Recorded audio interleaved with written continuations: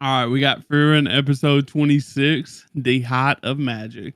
And now we get to see the conclusion of the participants of the mage exam versus the dungeon boss, Spiegel. Will everyone work together and hold out till Frieren and Fern can defeat Spiegel? We will find out.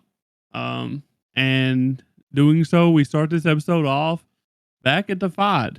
And it turns out that we was talking about it last episode if we thought, Fern dealt the killing blow at the end of the Mm-hmm. match. And Yeah. it turns out I was right. It just didn't make sense. And she does not kill Claren with the killing Zotrak. And I was so happy to see that. Not just because I was right, but because we actually get to see more of it and we get to see like the all the clones come into play. So Okay. Yeah, I thought you were gonna say not only because I was right, but because Bass was wrong. I would do my man like that. Go But for it.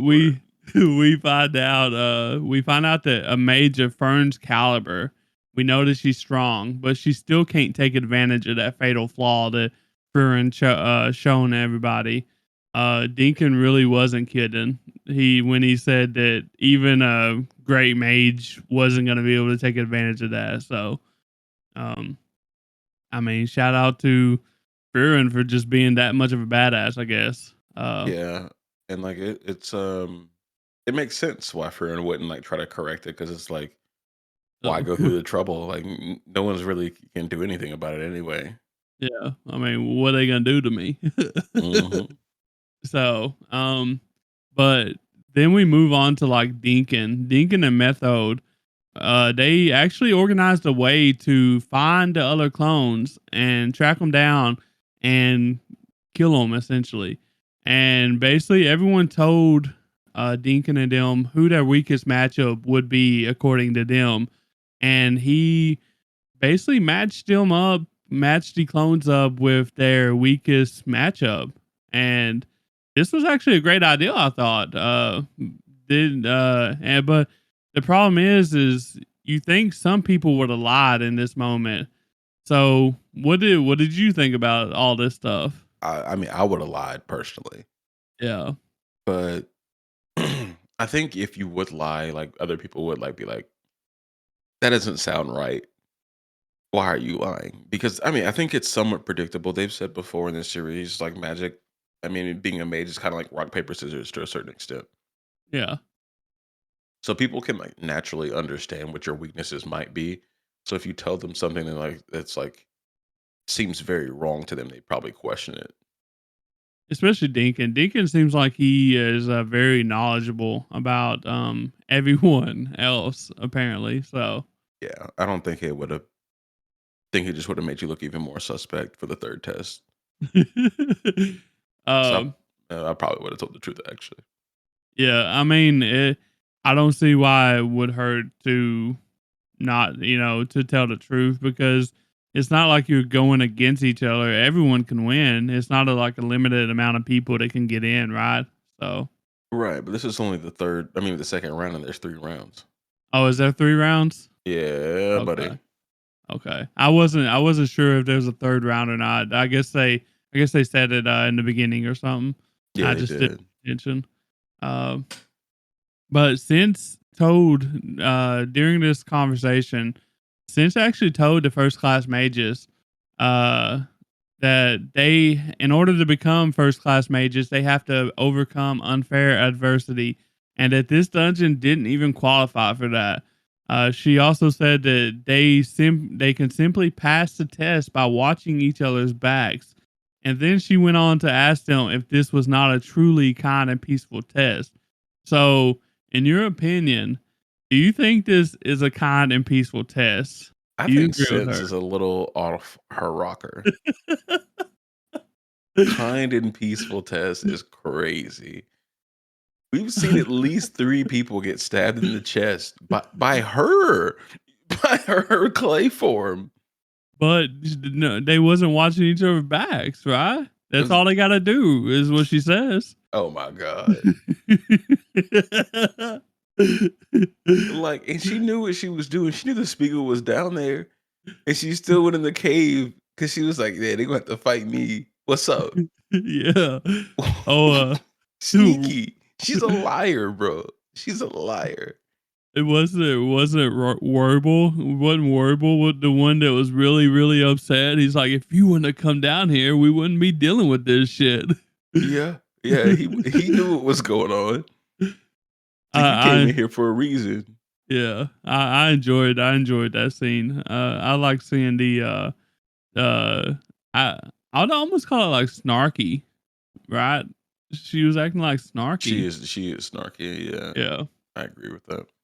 Um, but it was fun seeing them like interact like that. Because she was like, all you got to do is simple, is just watch each other's back. Okay, how do you watch each other's back when you got somebody like Sense in there and Frieren? So, Devious. but then we start the little clone uh executions, I guess you can say. And Larween and Richter ended up getting ambushed by the Sense clone. And they end up having to use their golems because they got hit pretty hard with that hair.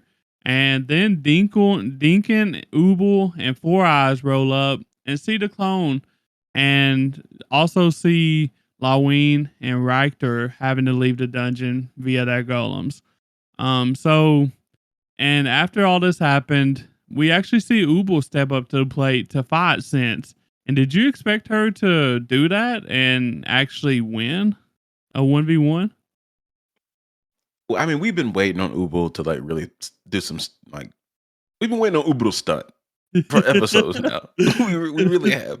And, like, she finally got her moment, and, like, when she saw who it was and started smiling, I was like, "She got this." Like, she's not scared, like, at all. She's like, "Nah, bro, I got this. Deacon, sit back, watch this. Imma show you something. Imma show you something cool." Um, and it, like, made sense, like, immediately to me why she, would be able to beat her because, like, she cut stuff Yeah. and haircuts. That's how I Yeah. was thinking, and it was almost disappointing that it was that simple. I mean, you She's know, like, "I can imagine cutting hair, so, like, let's go cut the hair." Yeah. it doesn't matter that it's imbued with like tons of magic. It's hair, bro. Hair's Yeah. hair. And, yeah, So, what she called the real Seaton yeah. cuts, yeah, it cuts anything she can imagine herself cutting. And, like, we've already established that Ubul is, like, she does magic by feel, and Four Eyes has already called her pretty dull. So, like, this actually works to her advantage, like, her being kinda stupid, according to Yeah. other people, yeah. Yeah, I mean, she's smart, but she also looks at things differently, I guess you can say. So, Yeah, I don't think stupid's the right word. I think it's more like, yeah, she has, like a unique perspective. she can choose to be ignorant. Yeah, So, which is and quite genius. yeah, I mean, sometimes you have to be. It's all a mind game, right? Like most things in life is a mind game. Like, can you or can you not do it? And if you already talk yourself out of not being able to do it before you even start, you lost the game, right? Yep. So, Mhm. uh, that's just what it is. And she's able to imagine herself winning, and it just she's got that dog in her, I guess you could say. She So, does. She for sure does. I also like the fact that she asked Dinkin, that was what getting rid of sense. Did they have to do it in order to beat the dungeon? And he started like talking about some other shit. Well, blah blah blah. And she's like, "That's not what I asked." I was like, "Is this necessary, bro?" And he's like, "Yes." And she's like, "Okay, I'll go kill her." I love that scene. That was a great scene. Yeah. Just like, yes or no question, bro. Don't give me Yeah. that complicated shit. Yes or no question. I like her. The way she acts and how other people view her, I think she might be a little dull, but it's to her advantage that she's so dull. And she's, Yeah. like, more intuitive with magic. I don't think many of the other mages, like, use, like, feel, like, straight up just, like, natural feel to, like, cast magic. Yeah, I never really understood how like, even though they explained it a little bit, I never really understood how she actually worked until this episode. When they showed the flashback with Sense and her killing that other Proctor with the untouchable cloak or whatever. Mhm. Like, all that stuff made her character and her magic make sense to me. Um, I'm glad True. that they showed this. Yes, yes, yes. And the little so, like, after she cut, like, the person in half, the proctor in half, the untouchable cloak until it was touched, um, the flashback with Sense, her going to Sense's office was pretty cool. I kinda felt like she was threatening her offhandedly. You think so? Yeah, like, your hair needs to be, why don't you just cut it? She was offering her a haircut, bro. Yeah, I think, I wouldn't say a threat, but I think she was pointing out the fact that, like, I could I'm better than you. Like, you have a bad matchup with me, Yeah. instead of being like an outright threat. It's more just like, remember, I can cut that hair. And I love that. I love that she can, like, just simply look at her and tell that she is a great matchup with her, so, Hmm. Yeah, and Ubu um, was like, yeah, the Sense was like, yeah, Ubu is not much of a fight for me. I'm yeah. very strong, but like I cannot fight her. Yeah, I loved that scene. This whole episode was just so great in everything that it tried to do, I think. So, Yeah, it was pretty tight. um but then we realized after Sense was defeated, we realized that the clones are starting to come back alive or reform or whatever. And five different clones pulled up on Deacon, Four Eyes, and Ubel. Um and did it actually surprise you that this was happening? Yeah, it really did. I didn't think Spiegel was really on this type of time, but it makes sense that he would just remake the clones because his body's so weak. It's not like he can defend himself or it can defend itself. So Yeah. now that I'm thinking about it, like, I mean, after we saw it happen, I was like, yeah, okay, of course he would do that. Yeah. Yeah, I'm just surprised. So this really surprised me too because we hadn't seen anything like this, right? Hmm. But it also, after I found out, it surprised me that he just didn't let, like, if it was me in that position, I just wouldn't let them die, right? I would just remake them instantly. Yeah, maybe I'm not sure, but like maybe they're spawning from a certain location. They can only spawn from maybe one or a few locations. Okay, Yeah. maybe yeah, you're right. Maybe he had like different areas, portals or something like that. Yeah. Uh, we And don't like I really was know how it thinking, works. yeah, I was thinking like maybe I would like make like a an army of the people that came in, but it's like it seems like he could only have one clone of a certain person at one time. Yeah, true. Um, and they everybody starts fighting all the other clones, and we actually get back to the main fight: Frieren and Fern versus Clayren, the fake Frieren. And Frieren tells Fern that if she shows a good vulnerability, then the clone will show an even greater one. She also assures Fern that if she focuses on defense, it won't be fatal. And what was going through your mind after she said that statement? Because for me, I thought that she was gonna like try to distract her, and then Fern was just gonna like hit both of them at the same time. Like, you know what I mean? Yeah, that's what I thought as well. I thought Freeman was really putting herself in some danger here. Yeah. It, but just exactly what you would describe. That's what I thought too. Yeah, and I was kind of worried for a minute. And I guess it could have been that way, but Fern, they go hard, and Fern actually takes advantage of a moment and sends a barrage of Zotrak, resulting in both of the clone's arms getting blown off. But even without the arms, the clone was able to stare at Fern and send her flying while breaking her staff and immobilizing her. And honestly, this is like the most powerful spell we've seen Frieren ever used. And I'm just thinking, like, do you think that they showed us this power to kind of skill check Fern. I think so.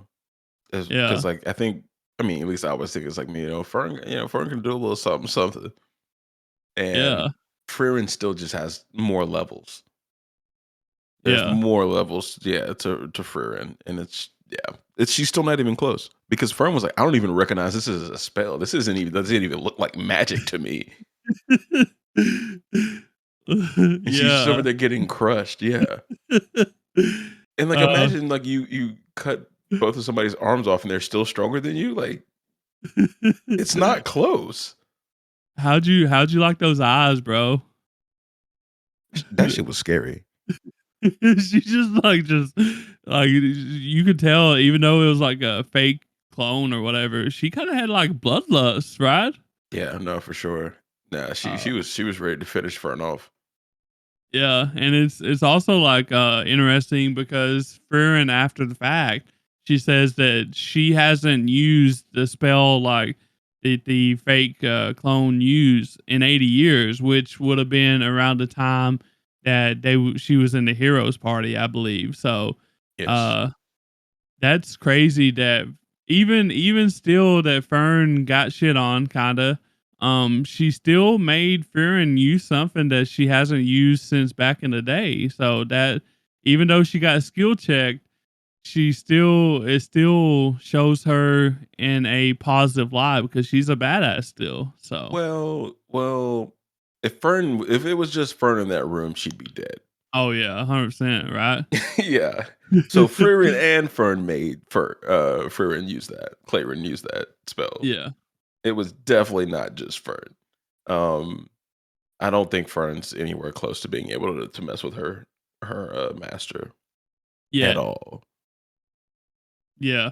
But I also did enjoy that because I really do think it was a skill check to kind of put it because they've been gassing up Fern pretty hard.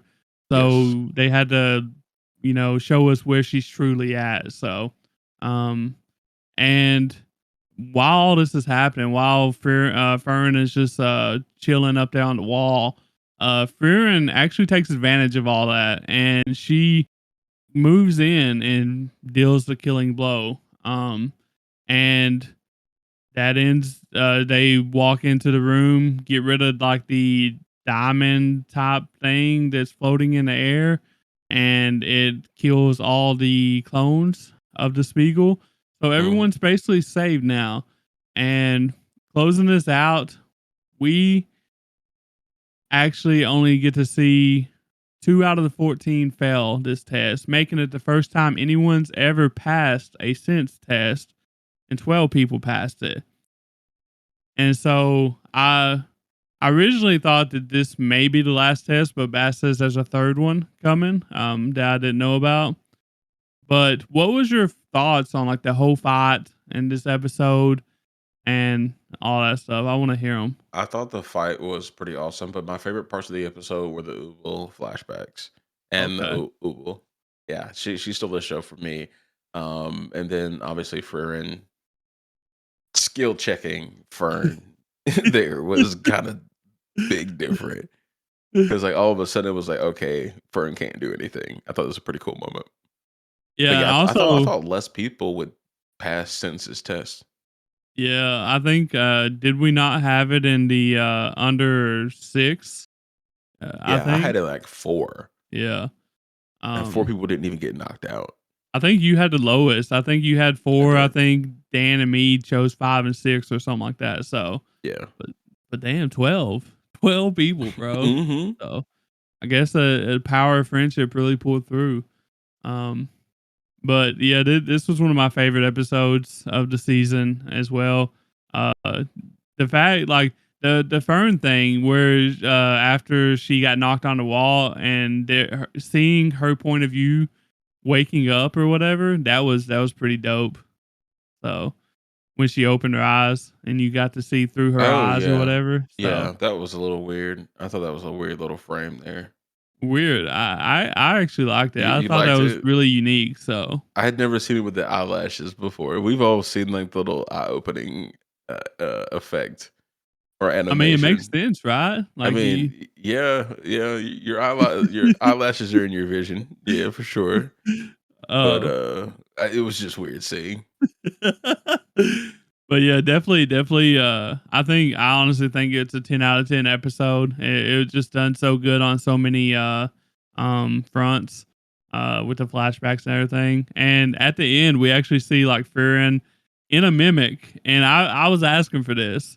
I was asking for Dinkin to see Frieren in a mimic. And I really wish that they would have over exaggerated his reaction. We got like if he could have rolled his eyes, he would have kind of deal.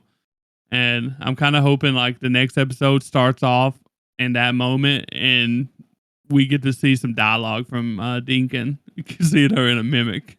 Yeah, he was just flabbergasted. But I mean, we have the elderly statesman. I don't think he's gonna go too crazy with the reactions. He's always very measured in thinking about things. Yeah. The funny thing is that wasn't the first mimic that she had gotten into there. There was two more mimics already open. And I was dying laughing at the end of this episode. Yeah, it was a little So ridiculous. They didn't get the catcher on the first two, but they definitely saw those other two mimics evaporating. We're like, yo, like who is this elf?